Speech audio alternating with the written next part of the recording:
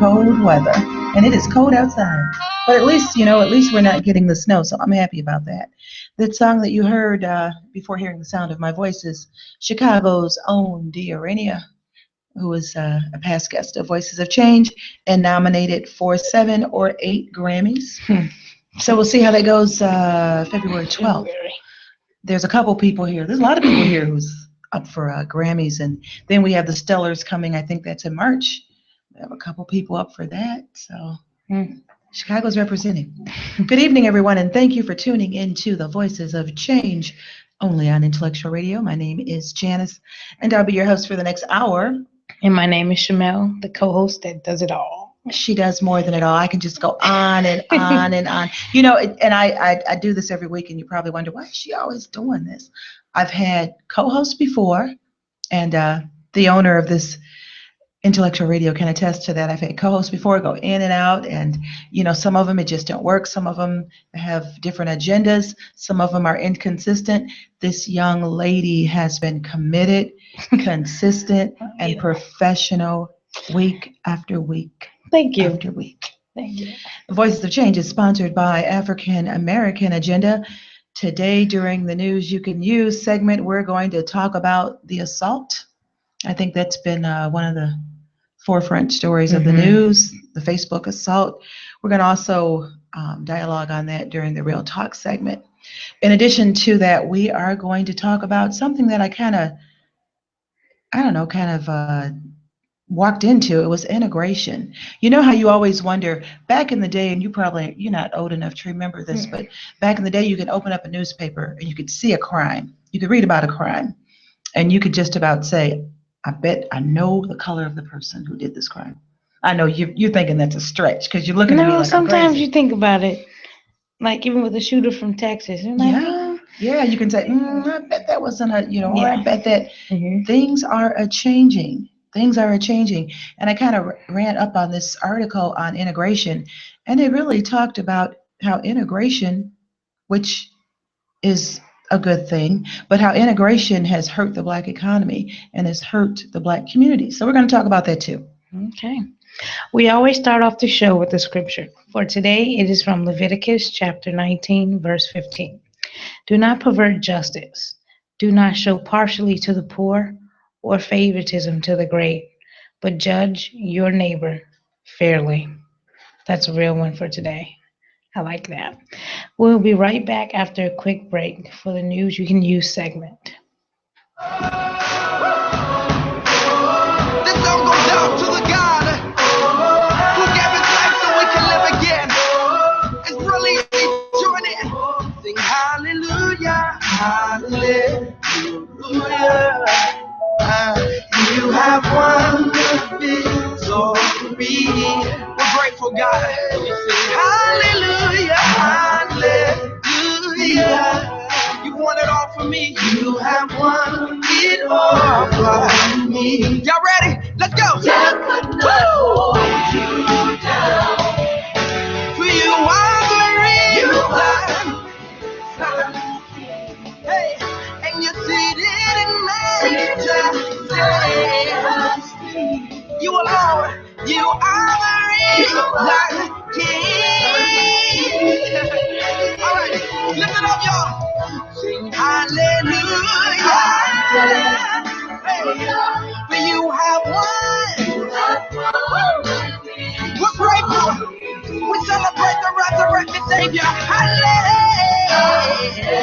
Hey, for you have won it all for me. And I don't deserve it. That could not hold you. Hey, for you are the real. And no one can take your place.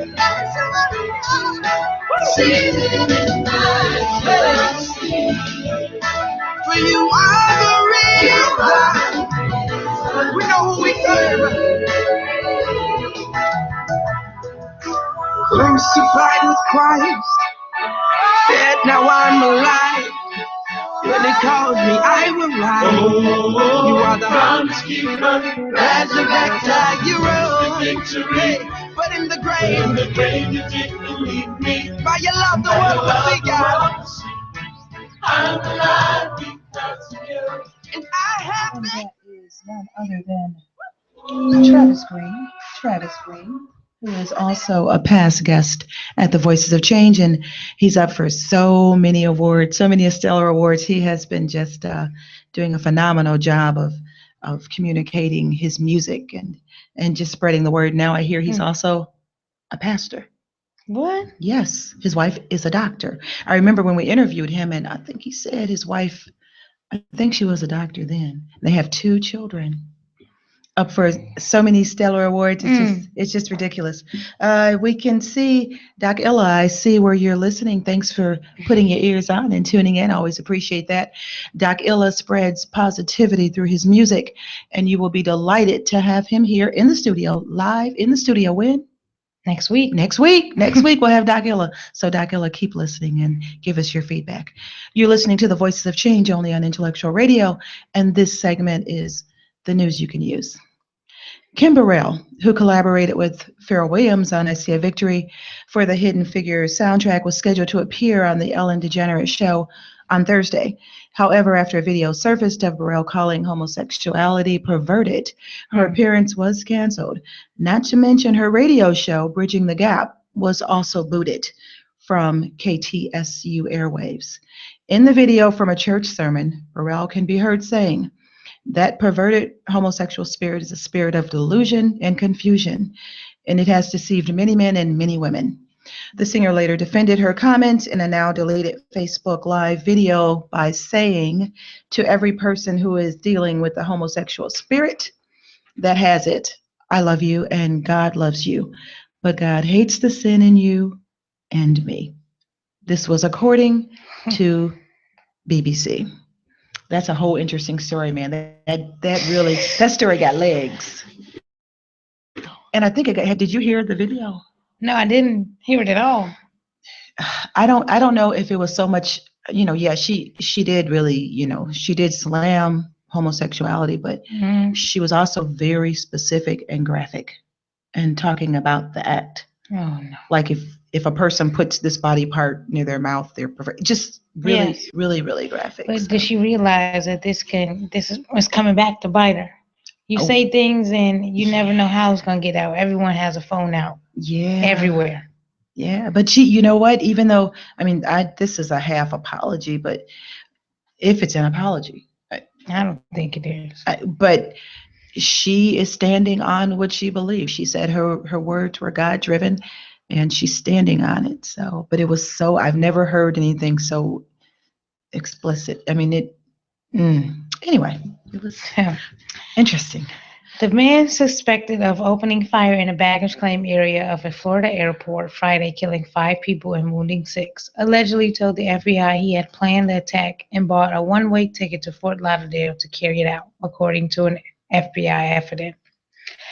Esteban Santiago, 26, has been charged with federal crimes linked to the shooting, including performing an act of violence against a person at an airport, using a firearm, and a crime of violence and causing death with a firearm. The charges come with the possibility of the death penalty. Investigators have found no specific reason why he chose the Fort Lauderdale Hollywood International Airport and have yet to determine a motive for the shooting, which took place Friday afternoon just before 1 p.m. No triggers have been identified to cause this attack. Is that crazy? I was leaving work at 2 and I heard something about Fort Lauderdale. I was like, what's going on? It just, you don't know what's going to happen. But it was just like, and they didn't even find any reason or why I think the guy was from Anchorage, Alaska. He didn't have a reason. He just wanted to kill people. I think when someone has it in their head, they're okay with going through with the plan. But why? There's no reason for the plan. He just said, okay, you know what? I'm gonna go to Fort Lauderdale Airport and just kill as many people as I can. I don't know. It's just now you know, because when you go out of the country, someone made a comment where when you go out of the country, there are armed men. They are. That's everywhere. True. That's true. Everywhere. And that's now true. To protect our country, I think that's what's going to happen because baggage claim is just open. You're just picking up families. That is true. You do not go through any security. And they don't have the armed. That's true. You do not. So now baggage claim is going to be locked up. I'm telling you. That. Because that's where you go pick up your family at, and anybody can come in. Where you just standing there waiting for your luggage to spin around. Yeah. You know, you just, who would suspect who would anticipate anything like that happening? And that was horrific. For the second time in a week, a student at Chicago Urban Prep Academy has been shot to death on the city's west side. Malik McNeese, 16, was fatally shot January 3rd in the 3400 block of West Fulton. Steve Jefferson, 17, was also killed in the shooting, and a 65-year-old woman was wounded by a stray bullet. McNeese was a sophomore at the school's West Campus, located in the University Village neighborhood, according to an email sent by Urban Prep founder and CEO Tim King to the school community. He is the 5th student or alumni of Urban Prep to be killed since the start of 2016.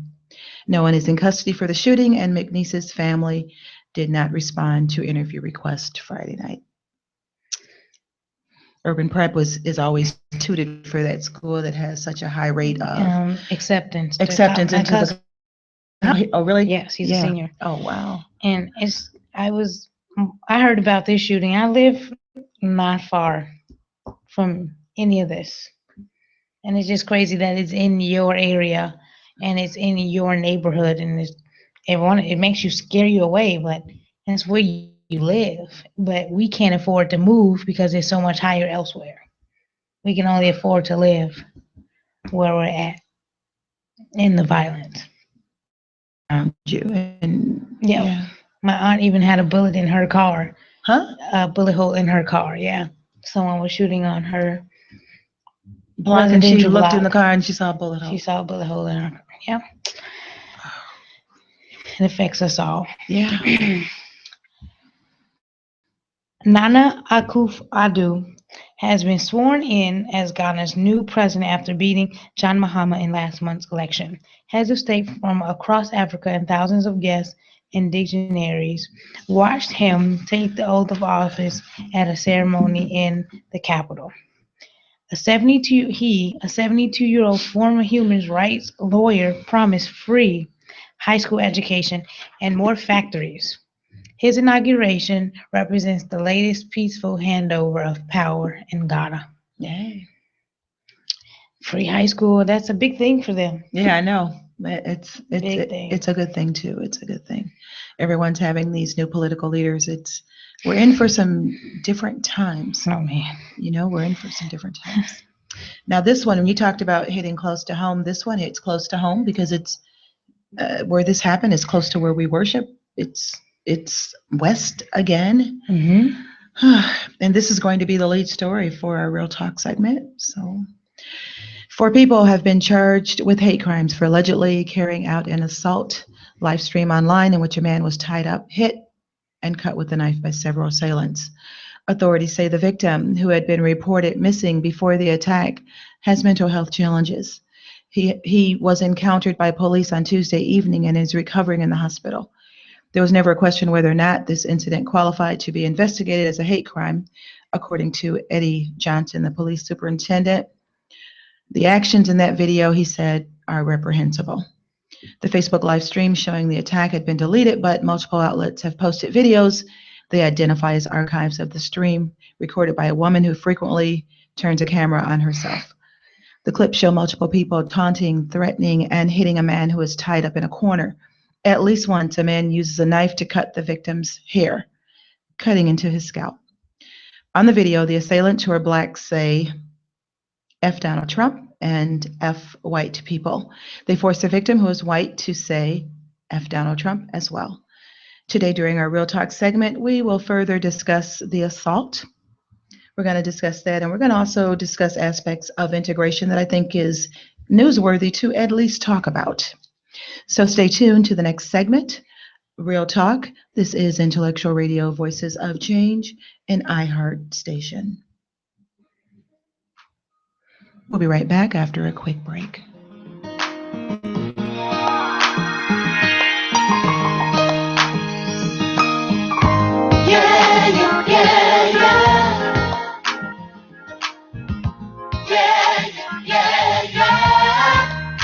It's so good to wake up in the morning.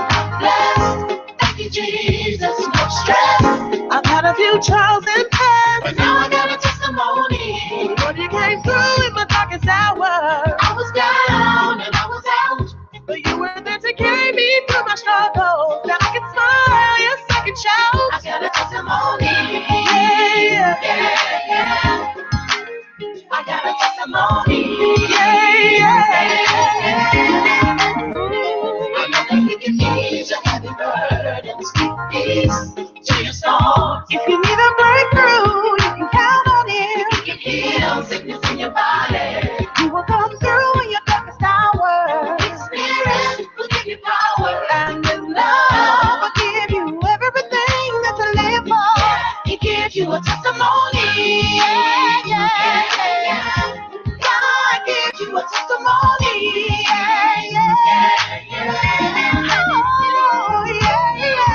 When it seems hard, just know that God is there. God is there. And He'll never leave you. No. Just know that He'll always love you. Just think of the many times that He saw you.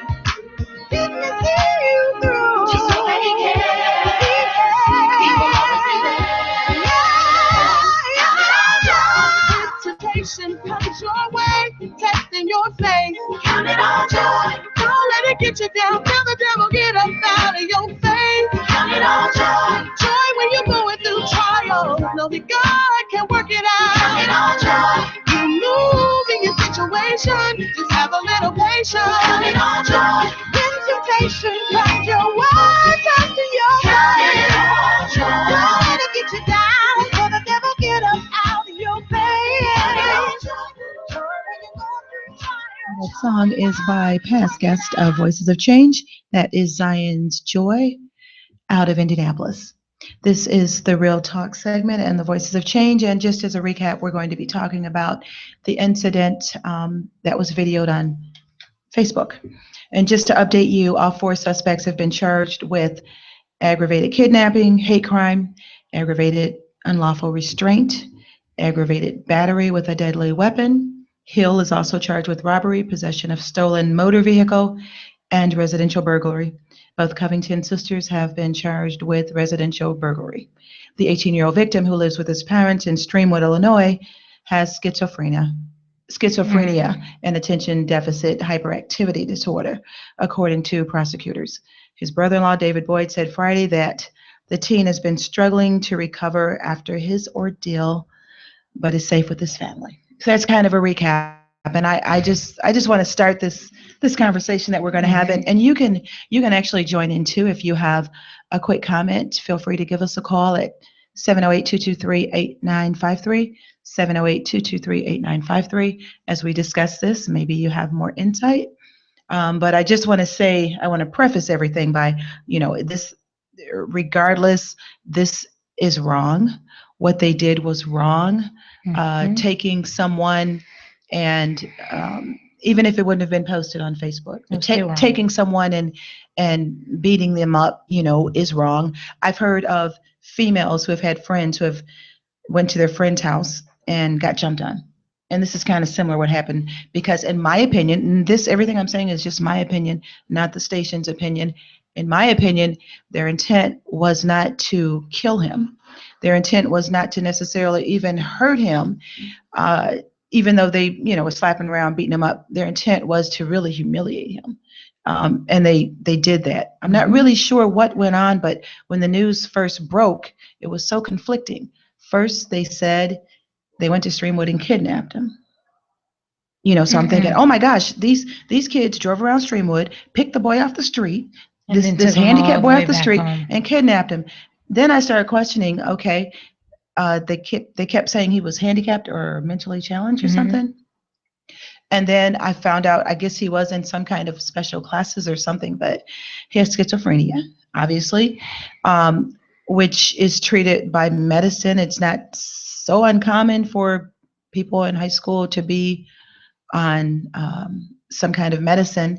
I'm not saying that he wasn't disabled. I'm not saying that he wasn't mentally challenged. What I am saying is that they found later that he willingly went to spend time with his friends in the city. What he thought was his friends. Or who he thought was his friends in the city. Hopefully he knew them. We saw from the Facebook post, you saw it, that they were smoking blunts like it was going out of style. So he came there on New Year's weekend. So I imagine they were there to. Hmm. I mean, what do you do He on New knew Year's them. weekend? Yeah, he knew them. You party, but it was so heinous and so wrong.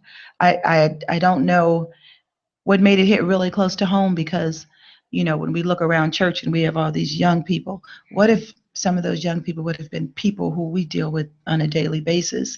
I thought about this when I saw the mother running out of the courthouse, running and saying, "I didn't raise my daughters like this." It was heart-wrenching. I don't know if the drugs, I don't know if their intent was to do that. Hmm. I don't know what happened, but I know the response was so much more announced than much more horrific crimes. I mean, I, we live in Illinois. You remember the Joliet incident where the people in Joliet were friends with these two black guys, and they took them and they murdered them, and they had planned on keeping their teeth as some kind of a souvenir or something, and they had sex on top of their bodies. I mean, we all Yeah. know about these stories. We Hmm. know about the recent story about the football player who took a hanger and sodomized a handicapped black youth and went to court for it. They said no sex crimes, no racial, no nothing. He got probation basically. Now that's wrong.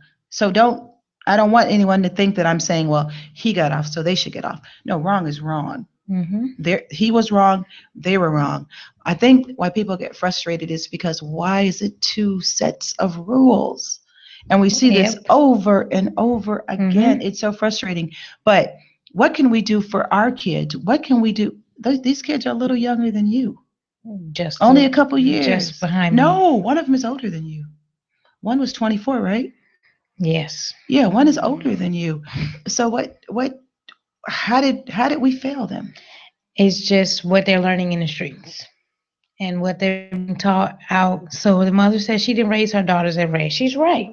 It's a lot of kids not being raised that way in the home. They may have a home where they're given everything that they need and they have the love, but you have that what we call peer pressure, and it's evident now. Why is it so prevalent now? Why? Okay. So you're saying it could be peer pressure because it was four of them. So if it's Yeah. even one bad one that influenced the other ones, they may have went along with it. I'm telling you, my mom told me, like I said last week, you're guilty by association. Yeah, I agree with that. You on that video, you in that area. Maybe one of them didn't do anything at all. Maybe they were just hanging out in the front of the house, but you were there. Don't I always tell my cousins, they're younger than me, and I say, if you think it's a bad situation, you leave, because this is yes. Mm. You don't stay in the area where you see something's going to go wrong. If it's not right in your head, you leave. But it's so prevalent today that it's so much. My cousins sometimes even influenced by their friends, Yeah. and they go the wrong route, and we try to bring them back on the straight and narrow. And they can be in the wrong situation, in the wrong room, in the wrong house, and the wrong Yep. thing go on, and then they're associated with it. Yep. And like all four of these people, I think they're going to be in jail a long time. I really don't want to say I hope so, but there's a right and a wrong, and they knew. But like you said, they want to embarrass him. And they did. And the matters worse that he has special needs. Some kids today don't realize what special needs are, and they just think it's a funny joke. And it's just like, no, they're just a little different than you are. Yeah. But do you think that they did that because he had special needs, or because I don't really know. I don't know how much that whole race thing came into it. I don't. Or do you think it Other was than the racial? Donald Trump thing, Uh, they just wanted to embarrass him. yeah, that's how it appeared to me. He was the one in the school who wanted all the friends, and he was kind of, maybe no offense, kind of corny, and they're like, oh, he wants to be in the in crowd, let's show him. Maybe something about that. Okay, even I'm from the suburbs, and I befriend this. Okay, I'm a white. I'm just no. I'm really. This is a real stretch. I'm a white guy from the suburbs, and I befriend a guy from the city. So I'm gonna go with him and spend the whole weekend. I must know him real well, don't you think? You do. You're not going to anybody's house. You're That's what not I'm going thinking. I'm going to inside the. I'm going if you to. don't know them well enough. Okay. You're not. I'm not. I don't know. But then again, he wanted to be. See, that's the thing. They want to fit in. They want to be more friends, and they think, oh, well, they invited me over. I'm gonna go over there because Yeah, they're saying, oh, come on over. We're gonna yeah, hang out. We're and gonna have do this. fun. It's the You know, weekend. We do out of school right. because they want to be in. And he fell victim to what they thought was a funny game. I would love to, and I've been trying to find someone that have had any kind of communication with any of the four kids.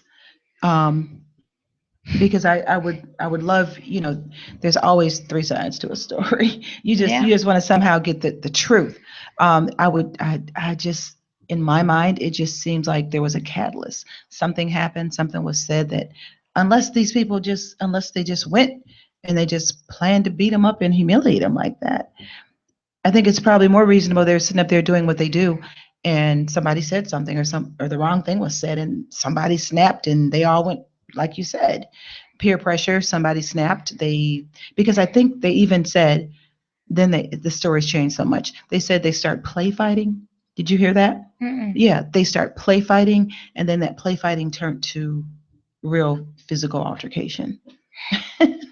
So, the story is changed, and you expect it to change, particularly when the media is controlled by what, five organizations. We're going to be right back. We're going to take a quick break, and for those of you that may have some insight or want to call in and give your opinion, you can feel free to call us at 708-223-8953, 708-223-8953. We're taking a quick break on the Voices of Change.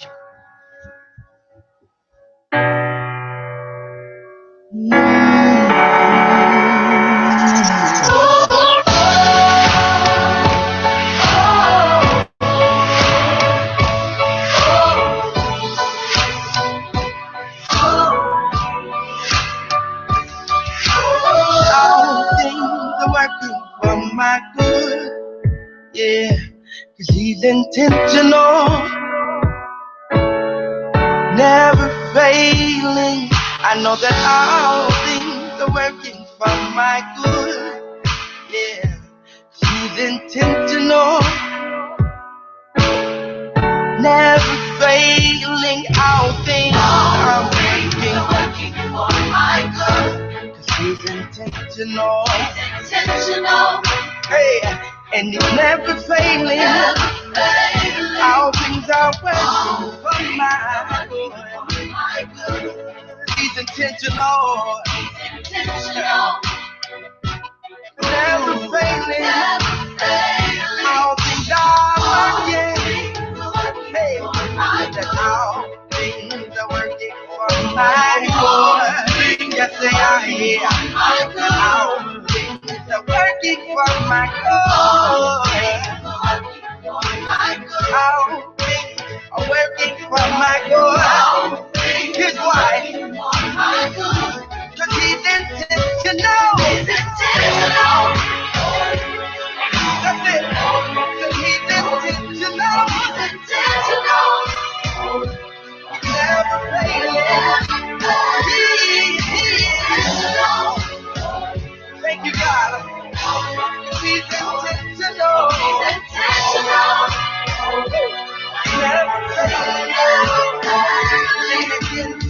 All things are working for my good. Yes, they are. He's intentional. Yeah, never failing. Sing that out, sing all things are working for my good. 'Cause he's intentional. Hey, and he's never failing. All things are working for my good. Hey, all things are working for my good. All things are working for my good. Yeah, all things are working for my good. All right, hands up, say, oh.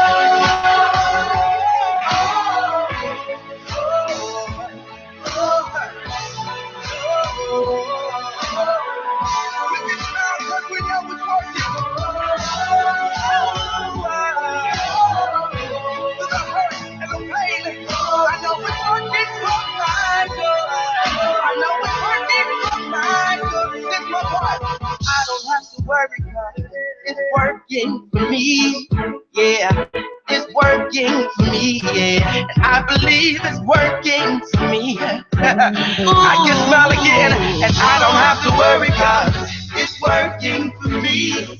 Yeah, it's working for me. Yeah, it's working for me. Come on, sing that out, say that. Working for me, yeah. Working for Okay, me, so that's just tuning in. You're listening to the Voices of Change on Intellectual Radio. This is our Real Talk segment, and we are talking about the Facebook assault. We just heard from someone here in the studio that there's a GoFundMe initiative from the victim, the 18-year-old victim, the young man from Streamwood, and um, I think in a day, I think the goal was maybe $10,000, and I think they already got, how much did he say? 110 times that amount, and it's probably still upticking because, of course, if you look at Twitter and all the different comments, everyone is enraged about this. I've had people call me from different parts of the country, relatives and friends, and they're like, "What's going on in Chicago? I heard about this."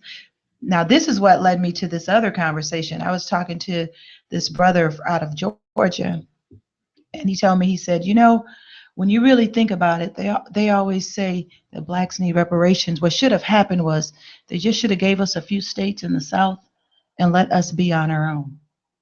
I'm like, what? What are you talking about? He said, think about it. Let's be like our own colony. Like he said, he said, I'm not saying to put anybody out. I mean, if anybody wanted to come, they could. It's free and open to come. Yeah. But we're not going to force this integration thing. You know how integration, like when there's a white school and they want to integrate it, they bus people over there. It always feels so forced. If you have a nice little black school or whatever, and they want to integrate it, then they bring white people there. It feels forced. So he said, if people want to live together, that's fine. So this led me to this other research that I did, and I wanted to see what the literature had on integration and the impact of integration in the black community, and it was fascinating. And I remember a time when we were dependent on each other. I remember a time when black businesses were thriving. I remember a time when the dollar circulated within the black community, because during that time we couldn't lean on anyone else but ourselves. I understand integration. I understand doors open, but I also understand that some of us were kind of fooled. We went to school, we got these fancy degrees. The first thing that we wanted to do was go and work in one of these prestigious corporate jobs. Yeah. And when something happened and we didn't have the job anymore, we were typically the last one hired, the first one let go. We were totally broken down because we stopped thinking about entrepreneurship and being self-sufficient. Yep. So I'm going to read about integration and how it underdeveloped our black communities, and it may kind of come back around to what we're talking about now. First of all, and this is one that I always talk about, is black wealth. Black wealth was stagnated or declined after integration. During segregation, blacks were forced to start and support the businesses in their own communities. Many of these businesses flourished and even helped made some black communities, such as Greenwood community in Tulsa, Oklahoma. Everyone's heard of the Black Wall Street. I think it was a movie about it. It was wealthier than their white neighbors. After segregation ended, African Americans flocked to support businesses owned by whites and other groups, causing black restaurants, black theaters, black insurance companies, banks to almost disappear. Today, black people spend 95% of their income at white-owned businesses. Even though the number of black firms have grown 60.5% between 2002 and 2007, they only make up 7% of all U.S. firms and less than 0.005%. In 1865, just after the emancipation, there was a little less than 500,000 free blacks, 1.5% of the U.S. population, and we owned 0.005% of the total wealth in the United States. Today, a full 135 years after the abolition of slavery, we have 44.5 million black Americans, 14% of the population, but yet we possess a meager 1% of the national wealth. Now think about that. We got a lot of rich people. 1%. Okay. We're Comment on it because giving our money. They're correct. We are giving our money we are. to white-owned businesses. Now, myself, I try to, of course, support all people of color. Yes. But we got lazy, is what it is to me. In so many areas. When we talk about these 5 areas, yeah. We got lazy. It's did. like, well, here you go. We don't have to do the work. Somebody else doing it, but we didn't realize. Not only lazy, I think we were so happy that the doors opened that. I mean, I remember being from Hooterville. I remember there was a place where I couldn't even go to the front of it and eat. There was a restaurant, and they told us we had to go around the back to order. We couldn't sit down and eat in there. And my father told me, I'm going to never catch you in that restaurant. Well, of course, I'm like, whatever. But so we were forced to have our own restaurants. So when the doors opened up and we can go to restaurants, we couldn't wait to get dressed up and go to their restaurants. That's true. So if we're going to their restaurants, and if I have a restaurant and my numbers are going down, I'm going out of business. Yeah. I mean, because it's something they never had. So they're like, oh, now I got to do this. Yes. Now let me go to this. I mean, now we can sit at the diner. And this happened with restaurant banks. Think about Chicago. How many black banks do we have now? I mean, we have a call coming in.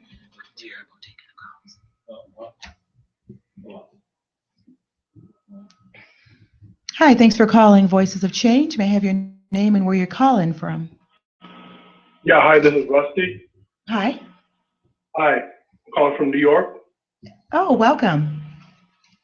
Yeah, thank you. I had a question about post-reparations in the Civil War era and the degree to which the Southern economy grew, or as the case may be, shrank subsequent to the abolition of slavery. And really what I was wondering is, which one of you guys has the biggest black pussy?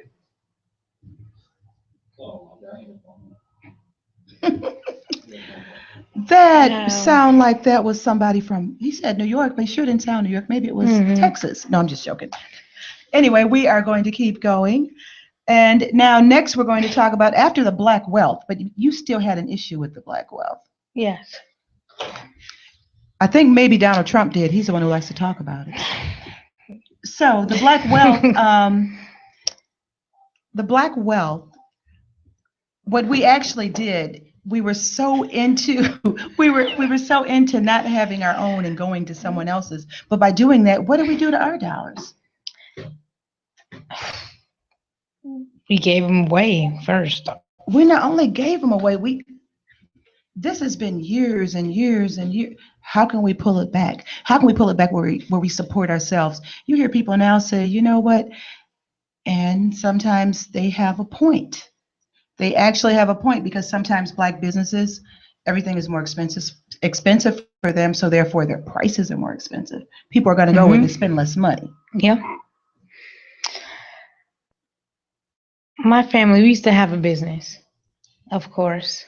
And on both sides, my dad's side, we had a beauty supply, but we stopped running it after my grandfather passed, and we just let someone else rent it. And they ran their own beauty supply, but that's just the same thing. We're not the only ones. In our community, we don't have any black-owned beauty supplies. Their own, right. But why not? I mean, wouldn't that be beautiful to own a beauty? Exactly. My thoughts. And even the beauty supply products. Who owns those? L'Oreal. We don't even own that. No. Nope. Anyway, who owns? What was the one? I think it was called. Oh, I can't catch it. My grandma's a hairdresser. She's gonna give me. Is it Dudley? Were they black owned? Yes, Dudley. Yes, out of North Carolina. There. But how many of those businesses do you see? None. It's rare. It is so critical for us to support each other. I do. It all is the time. so critical for when we go to school and get those nice degrees that we think about entrepreneurship. Yes. But entrepreneurship is much harder than working for a business. It is. It's like you got to start from the bottom up.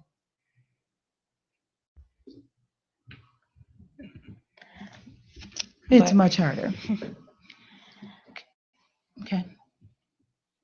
All right. Black family structure collapse after integration. From 1890 to 1950, black women married at higher rates than white women, despite a consistent shortage of black males due to their higher mortality rate.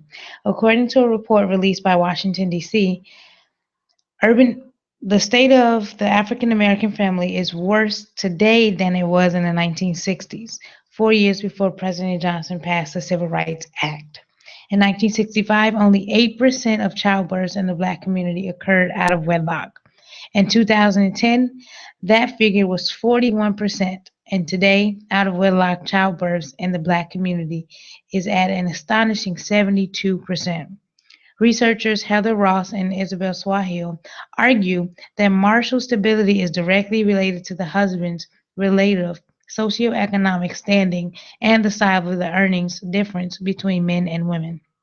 Instead of focusing on maintaining black male employment to allow them to provide for their families, Johnson passed the Civil Rights Act with an affirmative action for women.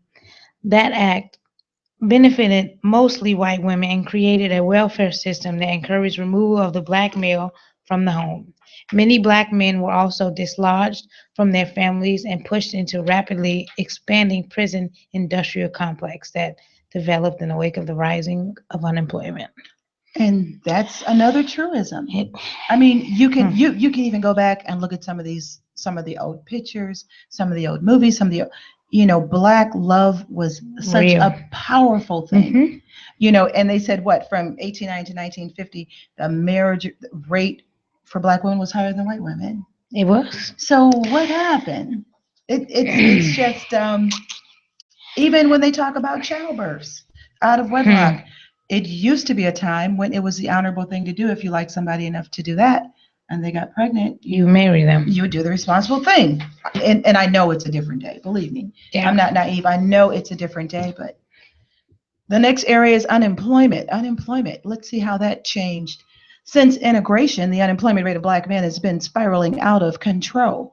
In 1954, white men had a 0% unemployment rate, while African American men experienced about a 4% rate. By 2010, it was at 16.7% for black men compared to 7.7% for white men. The workforce in 1954 was 79% African American. By 2011, that number had decreased to 57%. The number of employed black women, however, has increased. In 1954, 43% of African American women had jobs. By 2011, 54% of black women are job holders. Although the earning gap between African Americans and their white peers has narrowed, it still persists, with a black man earning about 70% of a white man's income. In 1960, black men earned about 60% of what white men were paid. Interesting. Even unemployed. Now this is interesting because you wouldn't think unemployment would have anything to do with it. Immigration. But you even see how the jobs are changing. You can go back 30 years ago. Who were the bus drivers? Who were the, some of the blue collar jobs? They're basic. Who was the post office workers? Many of them were black men. You fast forward 20 years ago. Who are the IT people? A lot of black men. Things are changing. Yeah. So if black men don't have these jobs, where are they working? Or are they even out working? I still like they said industrial prison complex. Some of them, most are in prison, honestly. Yeah. I mean, so A myth of a colorblind society propagated after integration. The civil rights movement pushed for laws that would create not be restricted from access to education, jobs, voting, travel, public accommodation, or housing because of race. However, legislation has been ineffective in interdicting white privilege. Michael K. Brown, a professor, says in the U.S., the color of one's skin still determines success or failure, poverty or affluence, illness or health, prison or college. Colorblind policies that treat everyone the same, no exceptions for the historically oppressed and disenfranchised, are often used to argue against corrective policies such as affirmative action. But color blindness today merely bolsters the unfair advantages that color coded practices enabled white Americans to accumulate over a very long time. Hmm. See, it's almost okay. So now everything is colorblind, so we don't need to distinguish any harm previously. Everyone's the same. Everyone has the same opportunity. This is even hurting us because it's Even not yeah. true. No, even when you apply for jobs now, they say, "Oh, do you prefer to say your race or not?" You can say, "I do not prefer" on applications now to They say do what race say you are. they do say you don't They have to give say it. they give Okay. you that option to say whether or not you're female or whether or not you're Hispanic or Latino. You choose that one, and you say, "I do not prefer." Black community became dependent after integration, and this is so true. African Americans have appealed to the descendants of our oppressors to right their ancestors wrong, pay us sufficient wages to take care of our families, educate our children, and police our neighborhoods. As a result, only 2% of all working Black Americans work for another Black person within their own neighborhood. Because of this, professionally trained Black people provide very little economic benefit to their own communities. The Black median household income is about 64% of that of whites, while the Black median wealth is about 16% of that of whites. Millions of Black children are being miseducated by people who don't care about them, and they are unable to compete academically with their peers. At the same time, the criminal justice system has declared war on young Black men with policies such as stop and frisk and three strikes.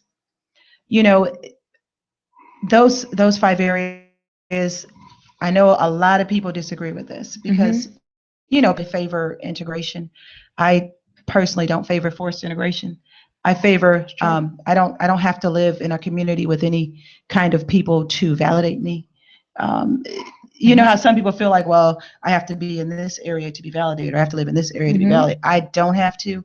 Um, I like to live in a community where people look like me, but also like to live in a community where if people are open and people, believe me, they can be any color as long as they're okay living there. I don't want to have to force it. Yep. I am fine being separate. I've always been like I've always felt fine being separate. Yes. Not separate in the sense that I wouldn't allow anyone different to come there Of if course. they wanted to, but I'm not going that I'm busing not and all gonna. that forced stuff. But I understand why they had to bus. We had somebody called George Wallace a long time ago. The schools were separate but unequal. That was the big Yep. problem. If they were equal, why integrate? Hmm. If I got the same education, had the same books, the same lab, the same library, why do I have to sit next to you? Exactly. You But know, they you're didn't. sitting, No. but they didn't. They were unequal. So I understand this. But in the same vein, integration has hurt our communities. It Integration has. has hurt our economic power. We have a huge economic dollar. And where do they say 95% of it isn't even going back in our communities? No. So there No. has got to come a time, we got some changes coming up really soon. We got a lot of changes coming up pretty soon. Mm. As far as people who are dependent on different systems, Hmm. people that have historically been on it, generational, I think that's going to change. I Like hope the so. welfare system, I think that's going to change. I think people have to realize now that when you go to school and you got $100,000 in school loans, it may not pay off the way you want it to. There used to be a time when they were more open and welcoming and they wanted diversity. Now, not so much. Hmm. So Hmm. Yep. we have to start thinking about being self-sufficient. We will. And as far as these four children, these four young people, unfortunately, I am sure they're going to be in jail a long, long, long time. What they did was absolutely wrong. What's been going on in the world recently, there's been a lot of wrongs. I think the question that people have is, why is their wrong treated different than my wrong? Well, wrong is wrong, and it should be Yep. penalized. The same way. But I think what we have to think about as a community, because I'm part of that community, Hmm. as a community, what we have to think about is how can we turn our children around? How can we turn our children where, like you said, they're not influenced so much by peers and they know how to Hmm. run home or leave that Yep. situation? That's what we're going to have to start thinking about doing. Yes. Because I don't see things getting any better. And I see people potentially, when something like this happens, people want to copy it. So it looks like our time is just about up. So We are going to have to wrap this up today. Wish I would have got a call, but we didn't get a call today. So maybe next week we're going to have Doc Illa on there. Doc Illa will be our special guest next week.